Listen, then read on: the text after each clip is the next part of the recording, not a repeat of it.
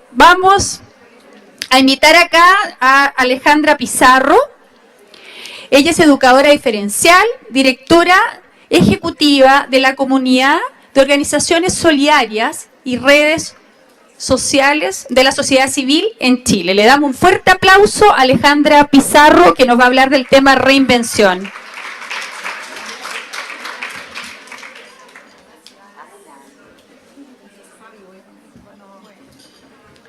Para no pasarme del tiempo.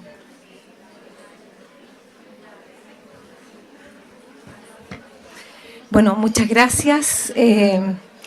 Muy rico estar aquí compartiendo con ustedes esta mañana. Y lo que quiero, o lo que me pidió la Fabiola que pudiera compartir yo con ustedes, es el tema de reinventarse. Y reinventarse no es una filosofía sobre la cual puedo hablar, sino que creo que solo y únicamente puedo hacerlo desde mi experiencia. Entonces, no porque quiera ser ejemplo de nada, simplemente porque creo que el reinventarse solo se puede explicar a partir de nuestra propia experiencia. Entonces, decir que cuando preparé el tema, yo dije la reinvención, por lo menos en mi experiencia, tiene 3 claves. Una, lo compartí anoche con un grupo más chiquitito que este, el arrojo, entendiendo que el arrojo es equivalente a la valentía, el coraje, la audacia. Sin lugar a dudas, para reinventarse se requiere coraje, si no, no es posible.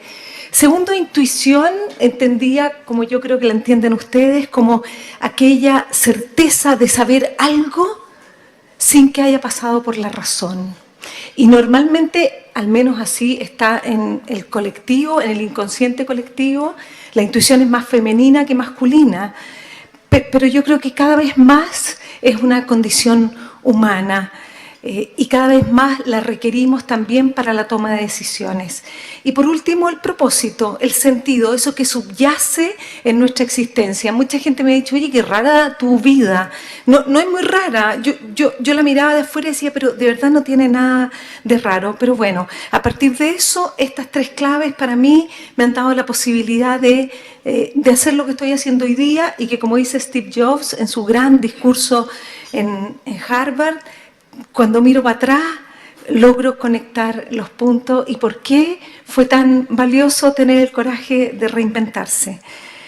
Yo era una adolescente, tenía 18 años y estaba una tarde, más bien era la noche, en un retiro, y una religiosa que yo quería mucho me dijo, Ale, ¿no has pensado que, bueno, esta es siempre en la vida religiosa así, que el Señor te llama para algo poderoso en la vida religiosa?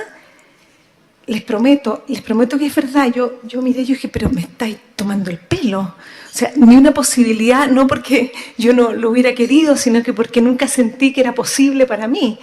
Y se apareció como una certeza en la guata de eso es lo que quiero para mí. Y 3 elementos otra vez que me han sido claves: alegría, entusiasmo y mucho miedo. Las 3 cosas juntas, pero la certeza intuitiva en el cuerpo de que era lo que quería para mí. Y eso tendría un costo, enfrentarme a que yo más amaba, que era mi padre, pero que también me amaba profundamente. 5 años viví en la vida religiosa y llegó un día que supe que tenía que salir de ese lugar. Y cuando supe que tenía que salir de ese lugar, apareció otra clave para poder reinventarse, que es el tener coraje para defraudar a otros. 5 años después, para mi papá era la mejor noticia que yo fuera religiosa, porque según él iba a ser la madre superiora, pero de verdad, para él y para la mamá también, fue una decepción, una pequeñita decepción. Entonces, reinventarse requiere también el coraje de defraudar a otros. Y salir de ese lugar sin nada, porque cuando tú te vayas a la vida religiosa, si alguien tuvo la experiencia, es como que lo dejaste todo, lo abandonaste todo y pusiste toda tu ficha en un lugar que después, y hoy ni siquiera les digo, porque yo la verdad no soy nada de religiosa, y que después, cuando salís de ese espacio, y sí, ¿y ahora qué hago?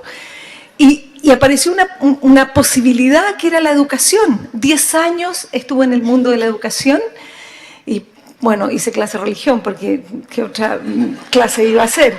Pero era educadora diferencial de base. Pero estar en ese espacio fue extraordinario para lo que vendría después, siempre que tuviera el coraje de tomarlo.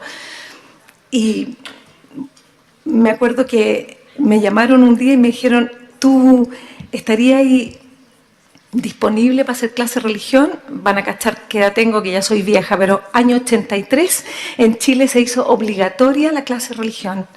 Sin embargo, debía ser optativa, pero todos los colegios que no tuvieran una confesión especial deberían tener clase de religión, o la opción de tenerla, de religión católica. Y me fui al Manuel de Sala. Y llegué al Manuel de Sala, donde la religión era algo así como la peor de las clases que se podría tener. Y bueno, me tocaron los cuartos medios, 5 cuartos medios, 150 cabros, pero como cacharon que nadie se iba a meter a la clase, hicieron una sola clase de religión para los 5.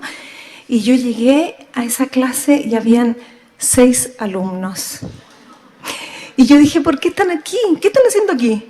Y me dijo, es que vinimos a clase. Ale tenía 23 años. Ale, vinimos a clase. ¿Pero para qué vienen a clase? Viernes de 12 a 2. Y los que no venían a mi clase se iban para la casa. Así que fue una competencia extraordinariamente desleal.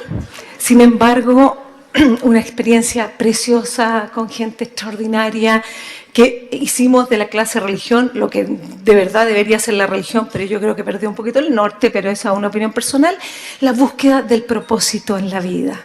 Y de verdad que no es vanagloria personal, pero yo terminé esa clase con 60 cabros sentados en las ventanas, porque era una sola clase, y yo me sentía casi Jesucristo predicando en el monte ahí en las bienaventuranzas, pero era la certeza de que había tomado una extraordinaria decisión de salir de la vida religiosa e ir al encuentro de esos cabros que esperaban, y que yo tenía algo que aprender con ellos, tan relevante que se hizo clave en el paso siguiente. Entonces, después de 10 años de estar en el mundo de la educación, mi papá, a quien yo tanto amaba, digo amaba porque ya no está, aquí por lo menos, me invitó a incorporarme a su empresa. Y yo dije, pero yo soy la menor de 4 hermanos, papá, ¿por qué no invitáis a mi hermano mayor o a mis hermanas? No, porque es contigo que quiero trabajar. Bueno, yo dije, estoy lista, hice lo que tenía que hacer acá, de nuevo, arrojo, claro que estaba mi papá, yo sé, si me hubieran invitado a otra empresa tal vez no. Y partí y sentí otra vez en el cuerpo la percepción, la intuición de qué era lo que yo quería hacer, que mi tiempo en la educación también había terminado. Bueno, y partí con el papá, me fui, me dijo, te sientas ahí en su escritorio y aprende conmigo. Así que se inició esa preciosa experiencia de convocar, que es lo que aprendí en el mundo de la educación, con ese resultado con los chiquillos, pero también a gestionar. Aprendí con él, yo llevaba 1 mes en la compañía, 1 mes, y llegaron los franceses, una multinacional, a comprarle la empresa. Y entonces yo estaba ahí, y llegaron, y mi papá dijo, les presento a la gerente comercial. Y era la primera noticia que yo tenía, pero era mi papá. Pero bueno, y tuvimos 1 año para prepararnos, finalmente asumimos el quehacer, era el mundo textil, una compañía presente en 136 países. El papá al poco tiempo, bueno, no tan poco tiempo, a los 7 años se retiró de la compañía, era socio de la compañía, una exigencia de las multinacionales cuando compran a un local. Y cuando el papá se fue, los franceses me nombraron gerente general. Y yo sentí que a eso también había ido a ese lugar. El año 2000 asumí la gerencia general de la compañía y aprendí de gestión, que solo tendría un propósito para lo que viene después en mi vida, y que fue tal vez la más linda de las experiencias, ¿no? Estando en el mundo empresarial, un día me invitaron a ser parte de unas cosas que se llaman los grupos de desarrollo de una organización Desafío de Humanidad. Me incorporé a esos grupos el año 2005, y cuando fui a la primera conversación con Denis Gallet, uno de sus fundadores, en esa organización, fui conversé con él para ver qué eran los grupos de desarrollo de puros gerentes generales, gente que comparte la soledad del mando, un poquito las comunidades que ustedes tienen también en Mujeres Influyentes. Y cuando salgo de esa conversación con Denis Galé, yo miro para atrás, estaba todavía en la empresa, miro la casa donde me entrevisté con él y dije, algún día me gustaría trabajar aquí.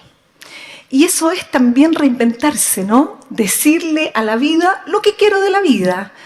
2 años después me invitaron a trabajar allá. Pero me invitaron a liderar el proyecto más lindo de mi vida, que es la comunidad de organizaciones solidarias. Y cuando me invitaron a liderar esto, yo estaba separada, cachen la monja, estaba separada, tenía 3 hijos, tengo 3 hijos, me volví a casar, o sea, no me he casado, estoy con mi marido nuevo, pero yo dije, ¿qué voy a ir a hacer al mundo social? Hay algunas amigas muy queridas, la Catarina Kaptowski, la Mónica Gana, que son de la comunidad de organizaciones solidarias, y ellas saben muy bien que el mundo social es extremadamente frágil. Y yo tenía la seguridad de ser gerente general de una compañía, con mis jefes a 10.000 kilómetros de distancia, haciendo lo que quería hacer, que tenía que ver con mi propósito de vida, que es construir comunidad donde quiera que vayamos.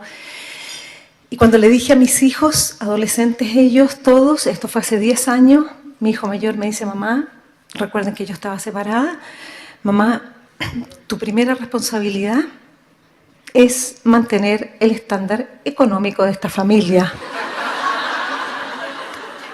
Oh my God, cría cuervos, dije yo, ¿no? Le dije, Cristian, que hoy día vive en Barcelona y es súper hippie, Cristian, tú tranquilo. Y los otros dijeron, ay, Cristian, no le digas eso a la mamá, pero pensaban lo mismo. Entonces yo le dije, tú tranquilo, que si yo hago lo que amo, el dinero no va a faltar.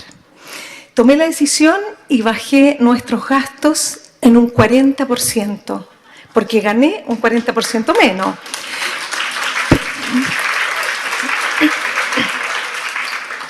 Pero la verdad es que nunca necesité esa cantidad de plata. Yo me di cuenta que no necesitaba lo que ganaba, que podía vivir con mucho menos, y fue un ejercicio precioso. Los cabros no cambiaron un ápice su estándar de vida, tuvieron todo lo que necesitaban, y yo fui parte del inicio de esto, que es la comunidad de organizaciones solidarias, la red más importante de la sociedad civil, que reúne a fundaciones y corporaciones que trabajan en pobreza y exclusión social. No sé qué sería de Chile, me encanta lo que decía el Jota, porque creo en eso también, pero nunca podremos ser un país desarrollado sin una sociedad civil articulada, fuerte, con capacidad de diálogo de igual a igual con el Estado y con las empresas, sean A o B. Con las empresas, porque el mundo social tiene una tarea. Y la tarea del mundo social, más allá de resolver la problemática de la discapacidad o de resolver la problemática de la gente en situación de calle o de los adultos mayores, la sociedad civil tiene el rol de anticipar la política pública, de lo que Pedro Well llama la transparencia instituyente, esa que muestra al Estado lo que el Estado no puede ver y aquello.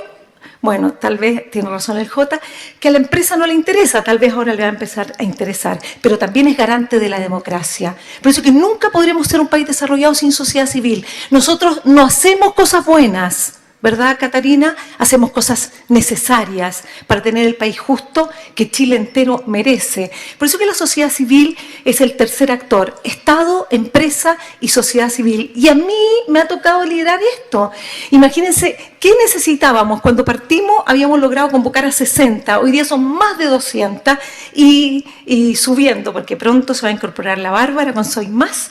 Cada vez más organizaciones quieren ser comunidad, porque la comunidad es ese espacio de sinergia, de colaboración, de trabajo, para poder influir de manera democrática y no desde la hegemonía de unas pocas en la política social. Es un trabajo precioso el que podemos hacer desde la sociedad civil, pero necesitamos cada vez robustecer más ese mundo. Bueno, estando ahí, yo sentí que había tenido razón de ser, todo mi coraje de lo que algunos ven de afuera, yo no lo veo tanto, de reinventarme, de monja a profe, de profe a gerente comercial, de gerente comercial a gerente general, y hoy día en el mundo social. Y quiero terminar diciéndoles que el 10 de marzo me llamó el presidente Piñera personalmente al teléfono para pedirme que yo fuera uno de los actores que convocaran al gran acuerdo nacional por la infancia. Esa urgencia de la que habla el Jota.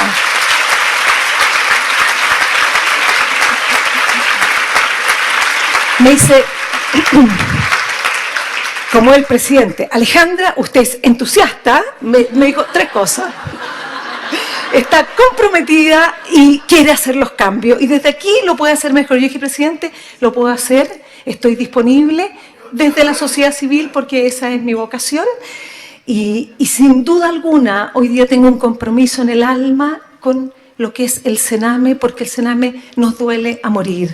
Entonces, para colaborar con el ministro de Justicia, con el ministro de Desarrollo Social, con la Susana Tonda, una mujer de hierro extraordinaria, que le toca liderar algo tan duro. Y mi rol es articular a la sociedad civil para colaborar en esto. Porque si en Chile se construyen políticas públicas sin la sociedad civil, se equivocan. El 96% de nuestras residencias están en manos de la sociedad civil. Y no es verdad que ahí está el problema. El problema está en un sistema que no da el ancho. Entonces, la garantía que yo le he puesto al presidente Sebastián Piñera es súper, lo vamos a hacer y me dijeron no digáis eso porque no lo podéis decir, pero yo quiero garantizarles que la sociedad civil va a tener una voz en la reforma que el Sename necesita. Ese es mi trabajo y esa es mi vocación y ese es mi propósito. Y solo decirles que cuando yo acepté eso, me llaman, porque te empiezan a llamar al tiro de la prensa, ¿no? Y entonces me llama alguien y me dice, me habla de mi currículum, ya no sé qué, y me dice, pero quiero comentarte que lo más relevante para el presidente es que tú hayas sido religiosa 5 años. Pero broma, dije yo, lo más relevante es que esté hace 10 años en la sociedad civil, lo más relevante es que sepa gestionar, lo más relevante es mi trayectoria y tenía que ver con el temple, ¿no? Con la espiritualidad, con la profundidad.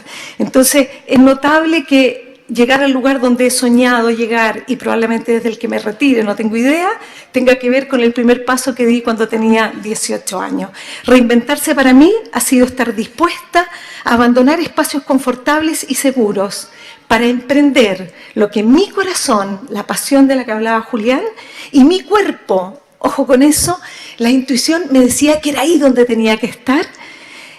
Y definitivamente, lo que hablaba recién Debbie, tomando todo el riesgo que aquello significaba. Y de verdad, nunca me he equivocado en esa decisión. Muchas gracias.